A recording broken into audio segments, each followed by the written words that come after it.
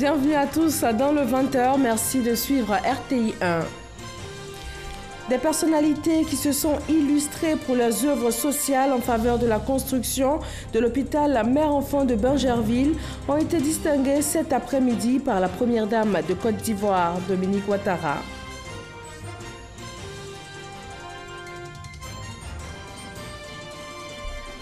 « 25 ans après sa mort, que sont devenues les œuvres de Félix Houphouët-Boigny, notamment celles basées à Yamoussoukro, la capitale ivoirienne, la ville aux bâtisses futuristes, village natal du père de la Côte d'Ivoire moderne. Le dossier politique de ce jeudi nous amène à Yamoussoukro. Lancement à Mans de l'opération Eau potable pour tous.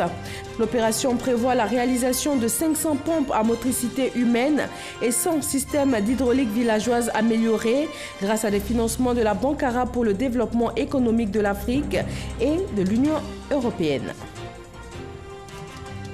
Les 7 et 21 janvier 2019 sont les dates choisies par le Parlement britannique pour se prononcer sur l'accord de Brexit conclu par Theresa May avec l'Union européenne après le report du vote qui était prévu cette semaine.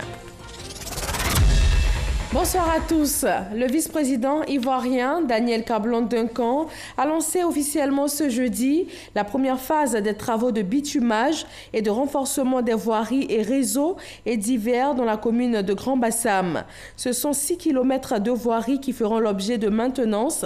Ces travaux s'inscrivent dans le programme de valorisation de la ville historique de Grand-Bassam classée au patrimoine mondial de l'UNESCO.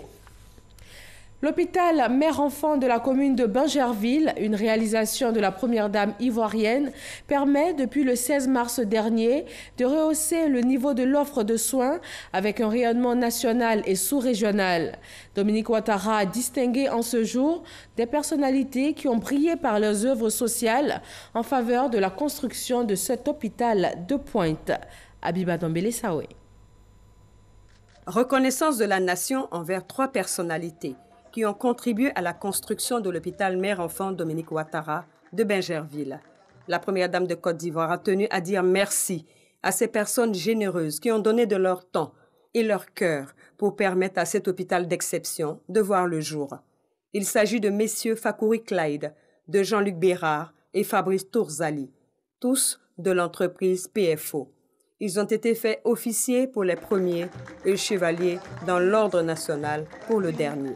Le porte-parole des récipiendaires a témoigné de cette aventure humaine au service des femmes et des enfants de Côte d'Ivoire. À peine 3 ans après que vous nous ayez confié ce défi, nous réalisons l'ampleur de l'œuvre à laquelle nous avons contribué. Par votre vision et votre ambition, un hôpital mère et enfant digne des plus grands établissements médicaux au monde a pu voir le jour ici, en Côte d'Ivoire, à Bingerville. Jean-Luc, Fabrice, moi-même et beaucoup d'autres avons travaillé pour que ce projet prenne vie. Mais plus que le mérite de 3 personnes, c'est une histoire commune que nous célébrons aujourd'hui. L'hôpital Mère-Enfant de Bingerville a été pensé et réalisé grâce aux efforts de la première dame de Côte d'Ivoire, Dominique Ouattara, et grâce à ses nombreux donateurs. J'ai tenu personnellement à ce qu'il soit décoré car ils le méritent amplement et je vous demande de les applaudir très très fort. Je salue également les familles et les amis des récipiendaires et tout le personnel de PFO qui sont avec nous pour accompagner cette cérémonie d'hommage.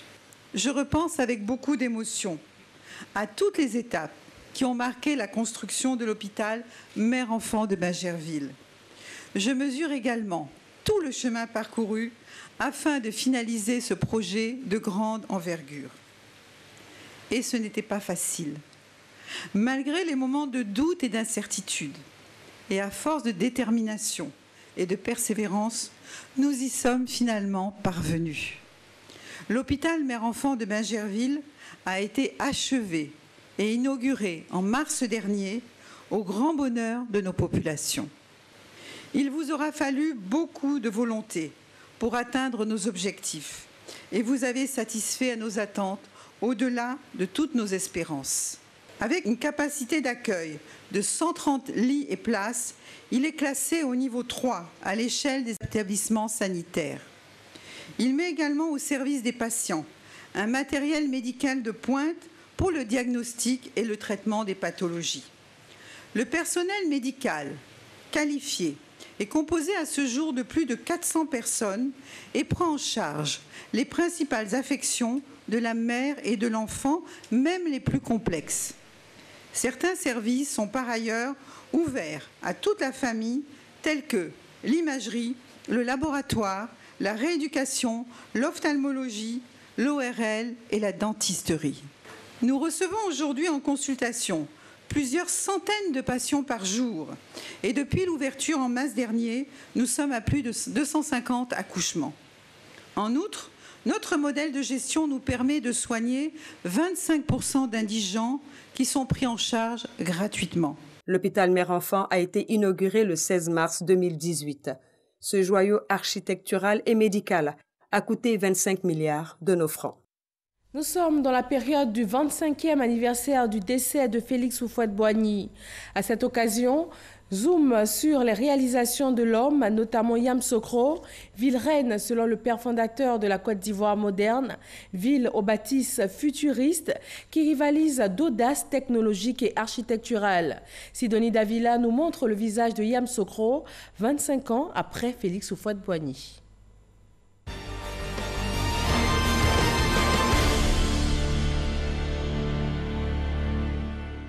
Houphouët-Boigny avait un esprit de suite et de prévision. Tant de fouet là, de la manière dont on était ensemble, il n'y avait pas de palabre, il n'y avait rien. C'est ce que nous on souhaite aujourd'hui. Nombreux sont ces nostalgiques du temps Oufoué. Comme pour dire, sous l'ère Félix Houphouët-Boigny, Yamoussoukro, capitale ivoirienne, brillait de mille feux. Ville touristique, ville verte, ville non industrialisée. Félix Houphouët-Boigny en avait rêvé pour Yamoussoukro, son village natal. 25 ans après sa mort, même si la ville continue de fasciner par la qualité de ses infrastructures, les effets du temps sont bien visibles. À l'entrée de la ville, l'hôtel Président, un monument futuriste construit en 1973. Cet hôtel prestigieux a aujourd'hui 45 ans et continue de recevoir les personnalités en visite dans la capitale ivoirienne qui rassemble de grandes bâtisses.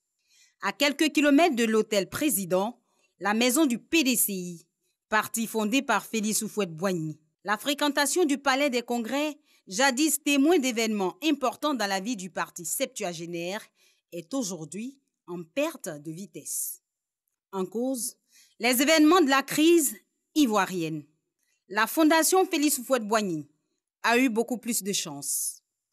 Devenue en 1997, la fondation Félix Houphouët-Boigny pour la recherche de la paix ne cesse de faire connaître l'œuvre de Félix Houphouët-Boigny, sa pensée politique et philosophique fondée sur la quête permanente de paix dans le monde. La fondation s'est bonifiée avec le temps. Houphouët-Boigny cultivait l'excellence. Quand il construisait, il voulait construire le plus solide. Quand il achetait, il voulait acheter le plus beau. Toujours le souci permanent de la recherche de la qualité et de la perfection. L'Institut national polytechnique Houphouët-Boigny, INPHB, se compte aussi parmi les œuvres de Félix Houphouët-Boigny. L'INPHB a gardé sa vocation d'enseignement de qualité, une école d'excellence qui fait la fierté de la Côte d'Ivoire. Dans l'esprit du président Houphouët-Boigny, ces grandes écoles de Yamoussoukro et même l'école nationale supérieure de statistique et d'économie appliquée à Abidjan constituent des instruments de solidarité africaine. Après une mauvaise passe, elle retrouve aujourd'hui ses lettres de noblesse avec le soutien de l'État et du programme CEDD. Et avec des financements de la Banque mondiale, nous allons pouvoir continuer la réhabilitation et mieux agrandir les capacités d'accueil de notre institut et faire en sorte que les projets de réforme des programmes se poursuivent de sorte à avoir l'accréditation de certaines instances et qui permettent aux ingénieurs, aux diplômes d'ingénieurs que nous allons délivrer d'être reconnus internationalement.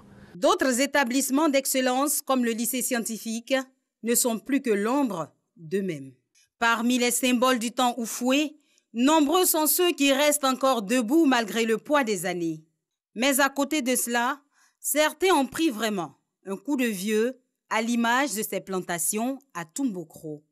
Propriété de Félix Houphouët-Boigny au départ, ces plantations ont été cédées à l'État ivoirien en 1978. C'est une plantation agro-industrielle qui a une superficie d'environ 2000 hectares. À peu près 105 hectares seront reboisés. Nous voulons faire du reboisement et de l'agroforesterie avec le programme PGDEC. Nous allons installer bientôt une usine de production de biogaz. Donc nous avons projeté de construire des fermes pour insérer après les jeunes. Les édifices et réalisations restent les traces de Félix Houphouët-Boigny. Ces routes aussi, fortement dégradées avec l'usure du temps. Toutes les routes, tout Yamoussoukro, toutes les routes sont dégradées. Mofeta, on ne peut pas passer. 220, ça ne peut pas. Habitat, ça ne va pas. Partout où on passe, vraiment, ce n'est pas des trous, c'est des caniveaux. Le budget du district de Yamoussoukro est insuffisant. Et pas une seule ligne de ce budget n'est prévue à cet effet-là. Le lycée scientifique, le bitumage des rues de Yamoussoukro, le curage des caniveaux, l'entretien des édifices publics, il faut une politique spécifique dédiée pour redonner à Yamoussoukro son éclat d'antan. Les œuvres de Félix Houphouët-Boigny, des actes de générosité, des symboles à préserver, selon le petit-fils Augustin Thiam, aujourd'hui gouverneur du district autonome de Yamoussoukro. Célébrer Houphouët-Boigny, c'est bien, mais pratiquer ce qu'il préconisait en termes d'union entre Ivoiriennes et Ivoiriens serait encore mieux.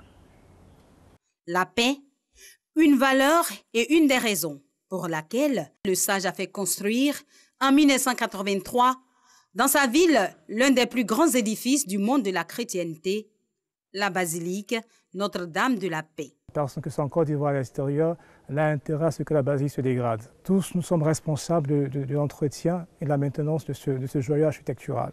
La basilique est une œuvre inachevée. C'est un projet qui appartient à toute la nation ivoirienne et que chaque génération doit améliorer.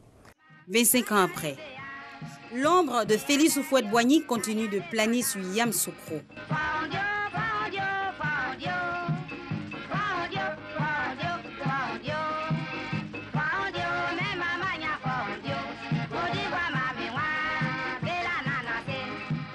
La pérennisation des œuvres de celui qui fut le premier président de la Côte d'Ivoire reste un grand défi.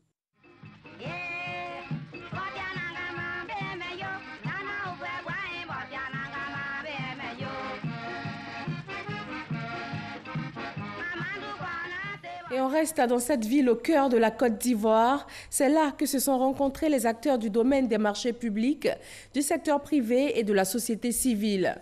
Ils ont travaillé sur la validation du nouveau code des marchés publics pour un fonctionnement optimal du système de passation de la commande publique.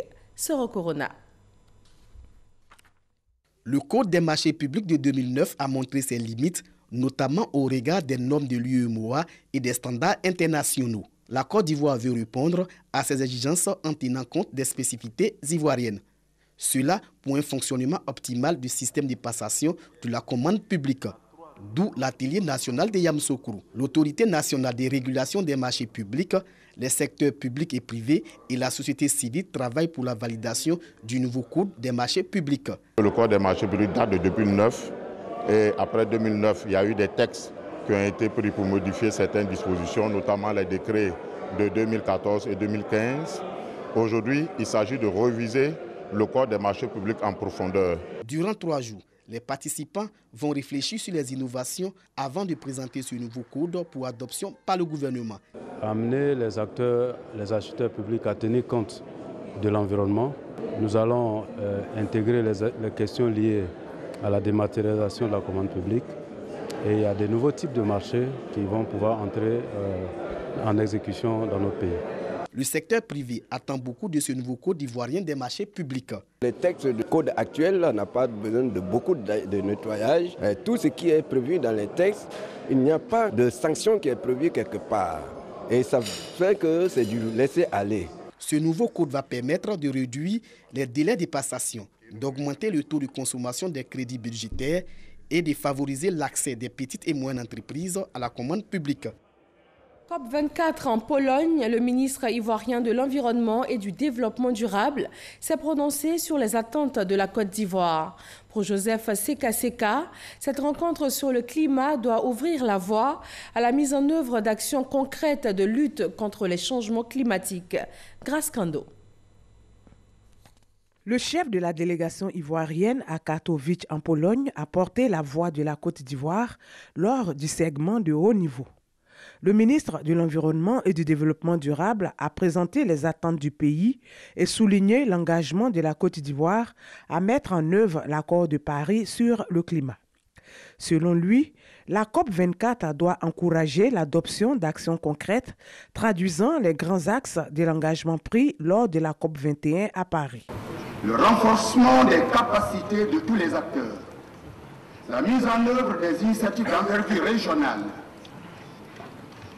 la mobilisation efficace des ressources financières à travers une célérité et une transparence dans l'approbation des projets soumis au niveau du Fonds vert pour le climat, le partage des expériences, le renforcement de la coopération tant sud-sud que sud-nord et le transfert effectif des technologies communes comme le stipule l'objectif 17 du développement durable.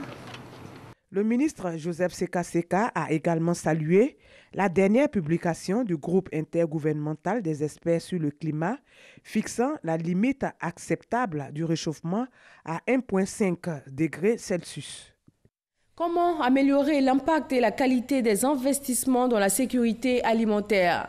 La Banque africaine de développement et la FAO se sont engagés à soutenir la Côte d'Ivoire à hauteur de 100 millions de dollars sur 5 années.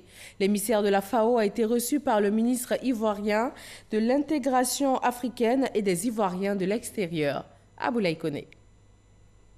En visite de travail en Côte d'Ivoire, le directeur du centre d'investissement de la FAO a rencontré le ministre de l'intégration africaine et des Ivoiriens de l'extérieur. Au cœur de leur discussion, la mise en place d'un programme de partenariat entre la FAO et la Côte d'Ivoire. La Côte d'Ivoire est un pays foncièrement agricole avec d'énormes opportunités, que ce soit dans la production ou en aval ou en amont des filières agricoles.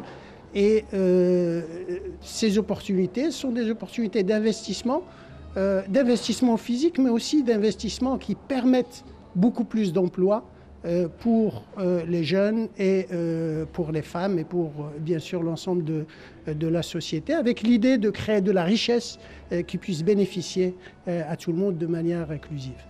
Pour le développement de son agriculture, la Côte d'Ivoire aura besoin de main-d'œuvre. La mise en place de ce programme permettra à terme de dissuader des milliers de candidats à l'immigration clandestine. Surtout en ce qui concerne l'emploi agricole et rural et des opportunités qui s'offrent pour les jeunes, mais aussi pour les jeunes qui ont envie de migrer ou pour ceux qui reviennent de migration. Ce programme fait suite à la signature de l'accord de partenariat stratégique signé entre la FAO et la BAD en août 2018 à Rome. Le ministre Ali Koulibaly avait alors lui-même effectué le déplacement en Italie pour s'assurer du bon déroulement du processus. Dans le district d'Abidjan, les cités Alliance et Ado, toutes deux dans la commune de Yopougon, ont reçu la visite du ministre de la Construction, du Logement et de l'Urbanisme.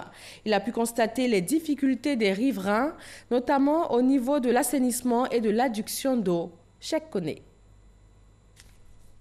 24 mois après la remise officielle des clés de leur maison, les habitants de la première tranche de la cité Ado de Yopougon sont confrontés à de nombreuses difficultés liées à leur cadre de vie.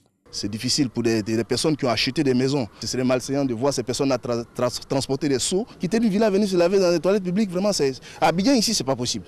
À cela s'ajoute le manque d'eau potable, la proximité avec des unités industrielles et l'insécurité grandissante dans la cité, faute de l'existence d'une clôture. Une situation devenue intenable pour les 100 premières familles qui habitent cette cité. Il n'y a pas de sécurité ici, puis il y a trop de maladies. À chaque arrêt, nos enfants tombent malades. Il n'y a pas de WC, il n'y a pas de canalisation encore. Ça fait 2 ans qu'on est là, rien. On nous dit qu'ils vont fermer. Jusqu'à présent, rien. On n'arrive pas à aller à la selle normalement. La minuit, on ne sait pas où rentrer. La cité Ado est la première parmi les 4 programmes de logements sociaux. Sur un total de 2172 logements prévus dans ce programme, 17 immeubles sont déjà sortis de terre.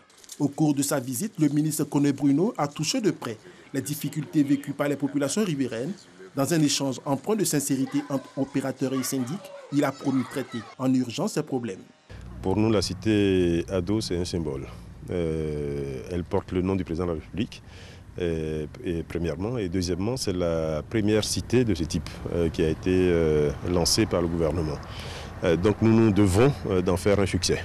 C'est la raison pour laquelle nous y sommes allés aujourd'hui. Mais c'est la raison pour laquelle également, depuis que nous sommes là, nous insistons auprès de toutes les personnes concernées pour que tout soit mis en œuvre, pour que cette cité soit rendue rapidement habitable et surtout que les habitants puissent y vivre décemment.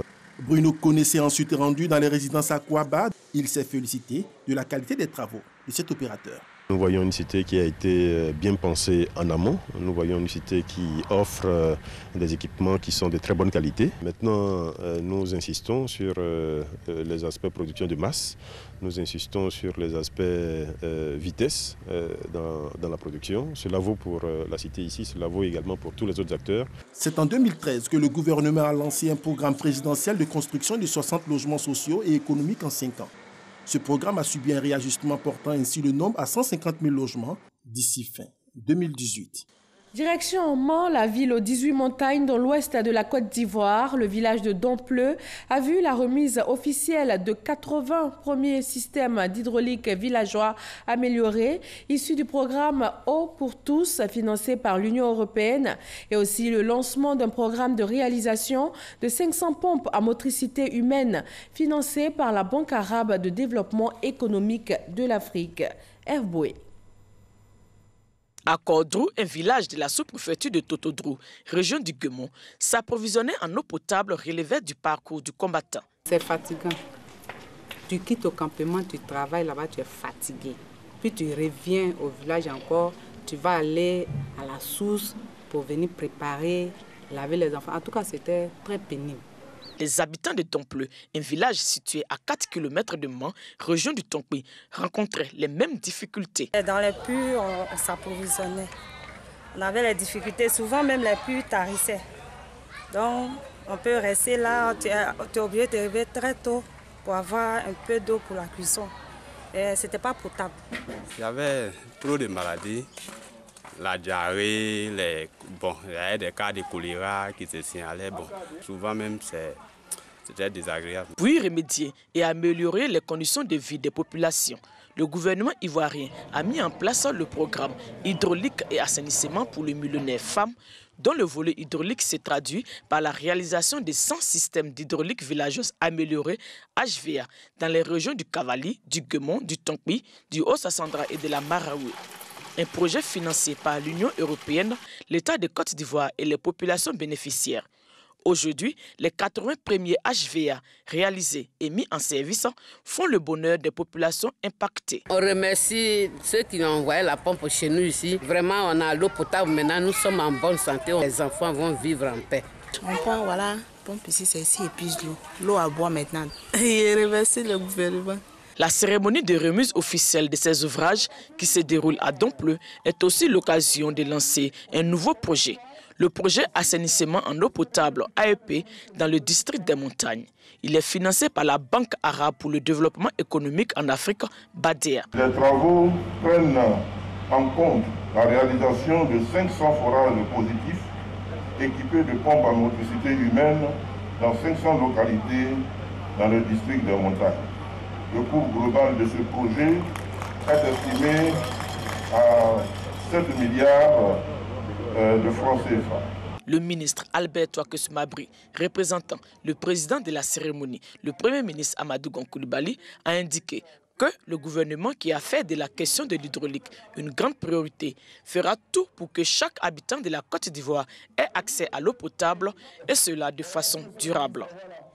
Incendie dans la commune du Plateau, district d'Abidjan. Le bâtiment des archives a brûlé. Le feu est parti au petit matin. Selon le secrétaire général de la mairie, Kwasi Adjoumani, toutes les archives de l'état civil, comprenant les actes de naissance et de mariage, ont été consumées par les flammes. Le préfet d'Abidjan s'est rendu sur les lieux du sinistre et pour l'instant, l'origine du feu reste inconnue. À présent, les échos de la campagne électorale pour la reprise partielle des élections locales du 16 décembre prochain.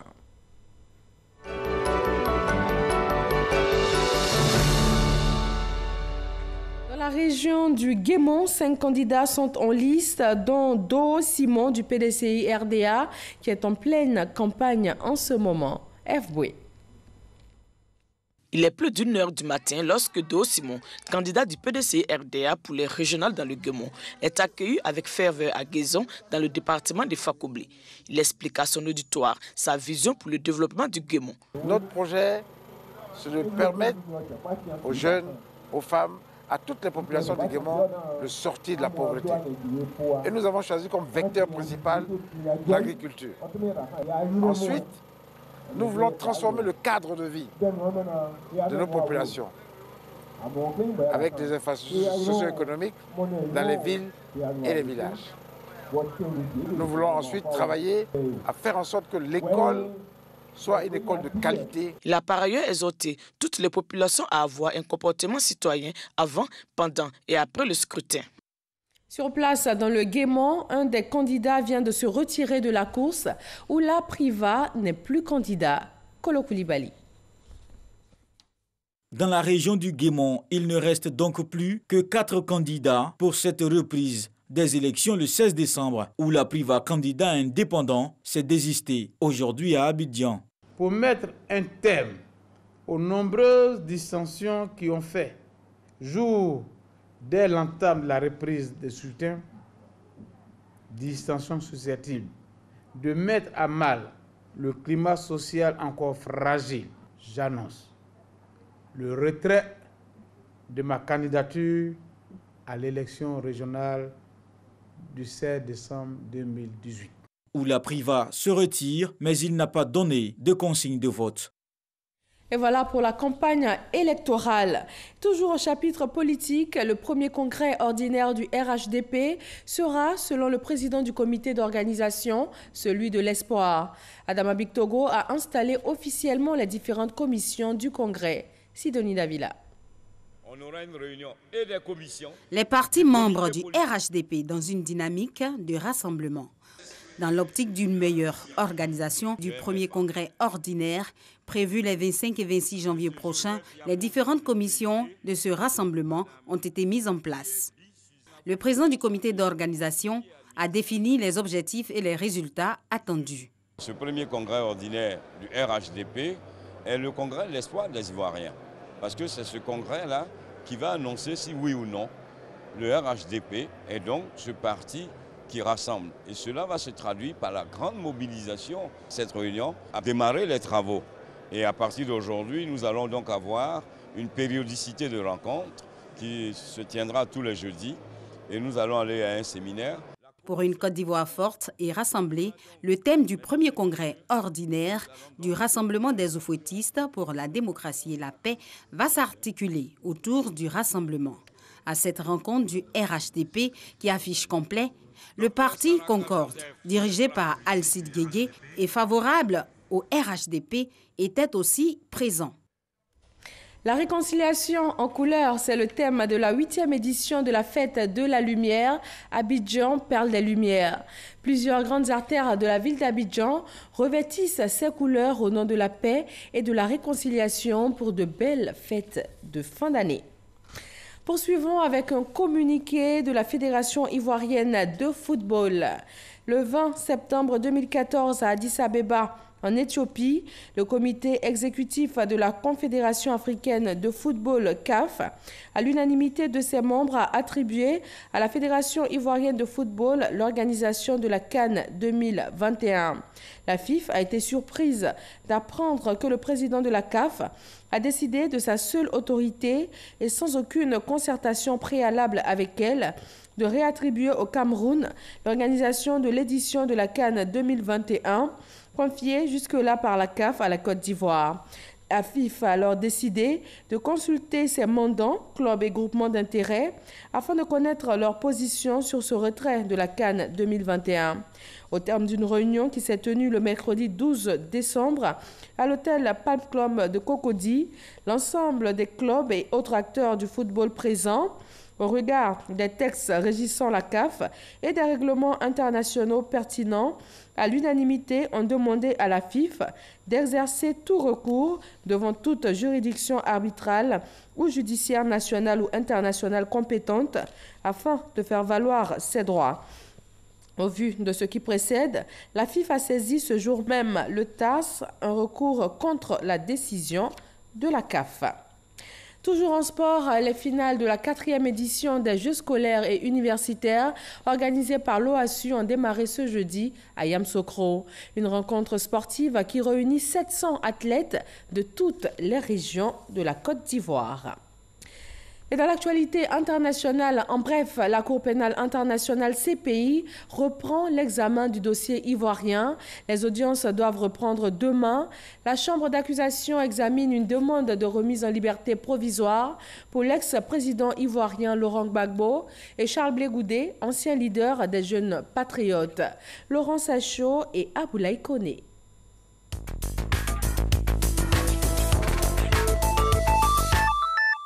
La Chambre de première instance de la Cour pénale internationale CPI statue ce jeudi sur la mise en liberté provisoire de Laurent Gbagbo et Charles Blé Goudé.